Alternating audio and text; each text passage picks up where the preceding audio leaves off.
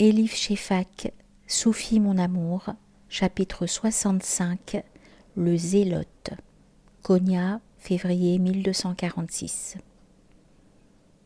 Brusquement, je vis apparaître Abdullah, le père d'un de mes élèves, qui courait vers moi dans la rue et criait « Préparez-vous au pire, cher Yassine. Avez-vous appris le scandale? On a vu Roumi dans une taverne du quartier juif hier. » « Oui, j'ai entendu parler de ça, dis-je. Mais ça ne m'a pas surpris. L'homme a une épouse chrétienne et son meilleur ami est un hérétique. À quoi d'autre pouvait-on s'attendre ? Oui, je suppose que vous avez raison, approuva Abdullah en hochant gravement la tête. On aurait dû s'y attendre. Nombre de passants se rassemblèrent autour de nous en entendant notre conversation. Quelqu'un suggéra qu'on devrait interdire à Roumi de prêcher encore à la grande mosquée, au moins jusqu'à ce qu'il présente des excuses publiques. J'étais d'accord. Comme j'étais en retard pour mon cours à la madrasa, je les ai laissés et je suis partie en courant. J'avais toujours soupçonné chez Roumi un côté noir, prêt à refaire surface. Pourtant, je ne m'attendais pas à ce qu'il sombre dans la bouteille. C'était profondément répugnant.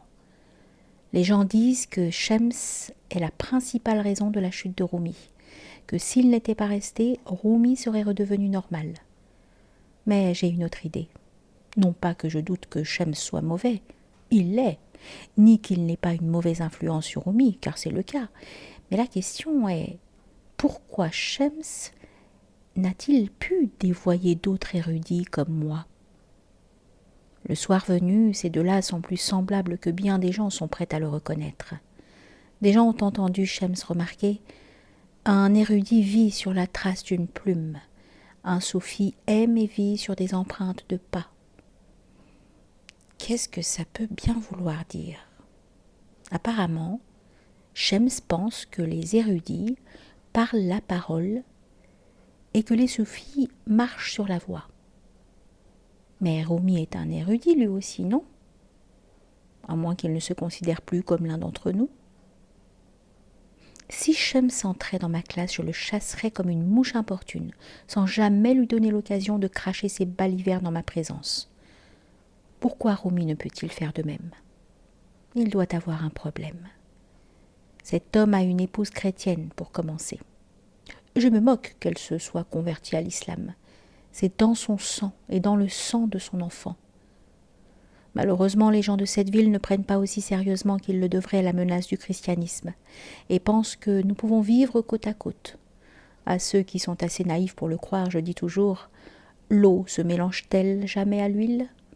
Pas plus que musulmans et chrétiens. Avec son épouse chrétienne et affichant une tolérance notoire envers les minorités, jamais Roumi ne m'est apparu comme un homme fiable. Mais depuis que Shems de Tabriz vit sous son toit, il a totalement dévié du droit chemin. Comme je le dis chaque jour à mes élèves, il faut rester vigilant contre Shaitan. Et Shems est le diable incarné. Je suis certain que c'était son idée d'envoyer Roumi à la taverne. Dieu sait comment il l'a convaincu.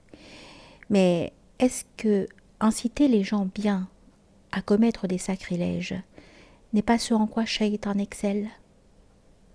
J'ai compris le côté maléfique de Shems dès le début. Comment ose-t-il comparer le prophète Mohammed, que la paix soit avec lui, avec Bistami, ce soufi irreligieux ? N'est-ce pas Bistami qui a déclaré « Regardez-moi, combien ma gloire est grande » ? N'est-ce pas lui aussi qui a dit « J'ai vu la Kaaba marcher autour de moi » ? Cet homme est allé jusqu'à affirmer « Je suis le forgeron de mon propre moi ». Si ce n'est pas un blasphème, qu'est-ce donc ? Tel est le niveau de l'homme que Shems cite avec respect, car comme Bistami, lui aussi est un hérétique. La seule bonne nouvelle, c'est que mes concitoyens commencent à voir la vérité. Enfin. Les critiques contre Shems augmentent chaque jour.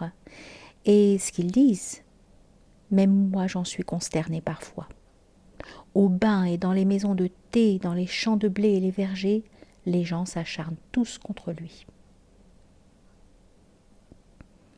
Je suis arrivée à la madrasa plus tard que d'ordinaire, mon esprit lourd de toutes ces pensées.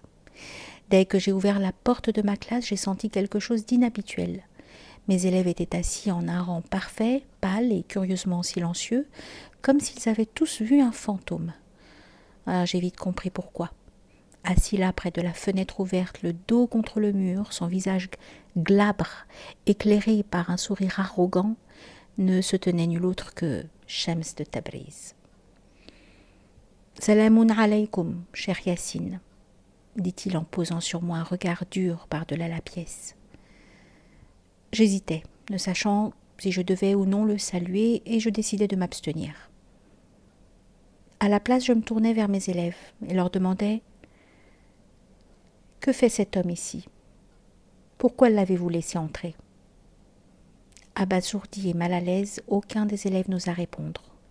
Ce fut Shams en personne qui brisa le silence d'un ton insolent, les yeux fixes. « Ne le gronde pas, cher Yassine. C'était mon idée.